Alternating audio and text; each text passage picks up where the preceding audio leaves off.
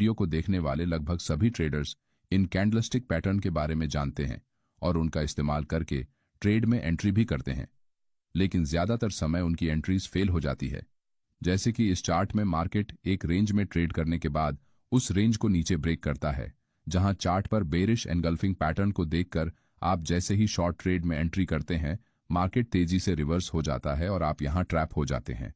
इसी तरह से आप रोज चार्ट पर कैंडलस्टिक पैटर्न को देखकर ट्रेड एंट्रीज तो करते हैं, लेकिन ज्यादातर समय प्रॉफिट बनाने में फेल हो जाते हैं। इसलिए आज के वीडियो में हम चार्ट पर कैंडलस्टिक पैटर्न को आइडेंटिफाई करके सही जगह कैसे ट्रेड लेना है, इसके कुछ टेक्निक्स के बारे में सीखने वाले हैं। चार्ट पर बन रही हर एक कैंडल आपको मुख्य रूप से 4 महत्वपूर्ण मूल्य बताती है, जिसमें कैंडल किस लेवल पर ओपन होने के बाद उस कैंडल ने कौन सा हाई या फिर लो लगाया है और सबसे आखिरी में उस कैंडल ने कहां पर क्लोजिंग की है। इन्हीं वैल्यूज के ऊपर कैंडल्स की साइज और उसकी मूवमेंट डिपेंड होती है।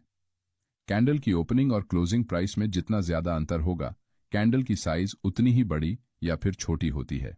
अगर कैंडल ओपनिंग प्राइस से ऊपर जाकर क्लोज होती है तो इसका मतलब यहां बायर्स कंट्रोल में है, और अगर कैंडल की क्लोजिंग उसके ओपनिंग प्राइस के नीचे जाकर होती है तो यहां इस टाइम पीरियड में सेलर्स डोमिनेट कर रहे हैं।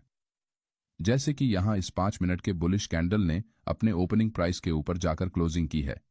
इसका मतलब यहां बायर्स इन 5 मिनट के टाइम फ्रेम में अपना कंट्रोल बनाने में कामयाब हुए हैं।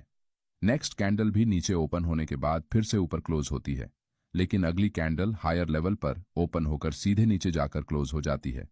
इसका मतलब यहां पहले 10 मिनट तक बायर्स का मार्केट पर कंट्रोल था, लेकिन अगले 5 मिनट में सेलर्स ने बायर्स को आउट परफॉर्म कर दिया है। तो क्या यहां सेलर पूरी तरह से बायर्स पर हावी हो चुके हैं? अगर आप सिर्फ आखिरी के 5 मिनट के कैंडल की बात करेंगे तो यहां सेलर्स बायर्स पर हावी है।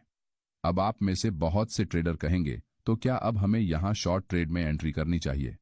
इसका आंसर है नहीं, आपको यहां शॉर्ट ट्रेड में एंट्री नहीं करनी है, क्योंकि अगर आप इन तीनों कैंडल्स को मिलाकर एक 15 मिनट टाइम फ्रेम की कैंडल बनाकर देखेंगे तो यहां जिस प्राइस लेवल पर इस कैंडल की ओपनिंग हुई थी, कैंडल की क्लोजिंग लगभग उसी लेवल के पास हो गई है।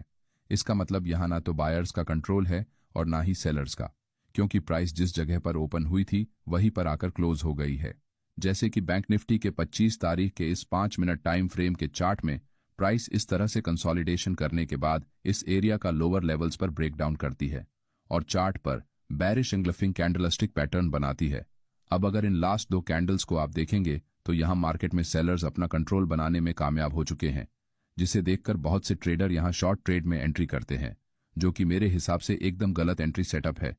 क्योंकि जब प्राइस पहली बार अपने पिछले सपोर्ट एरिया को ब्रेक करके लगभग इस लेवल तक नीचे आने के बाद रिवर्स हो जाती है तो ये एक फ्रेश स्विंग लो बन जाता है।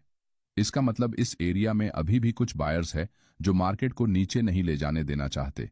यानी कि अगर मार्केट को नीचे जाना है तो कम से कम इस लेवल के नीचे कैंडल की क्लोजिंग होना जरूरी है, लेकिन यहां रेड कैंडल की क्लोजिंग इस लेवल के अंदर हो जाती है।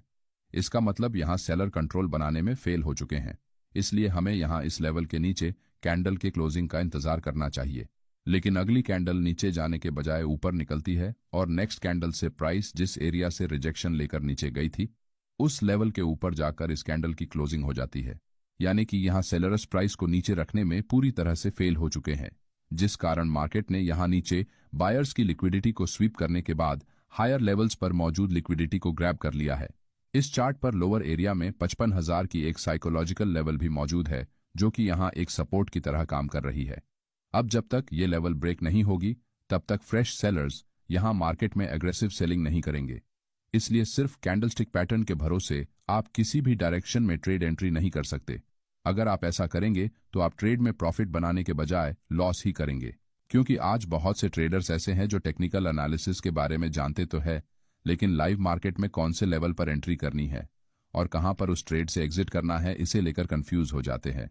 लेकिन क्या हो अगर कोई एक्सपर्ट आपको बता दे कि एग्जैक्टली ट्रेड में कब एंट्री करनी है और कब एग्जिट करना है। इसलिए आज मैं आपको एक ऐसे ऐप के बारे में बताता हूं जो ये सब सेट कर देती है।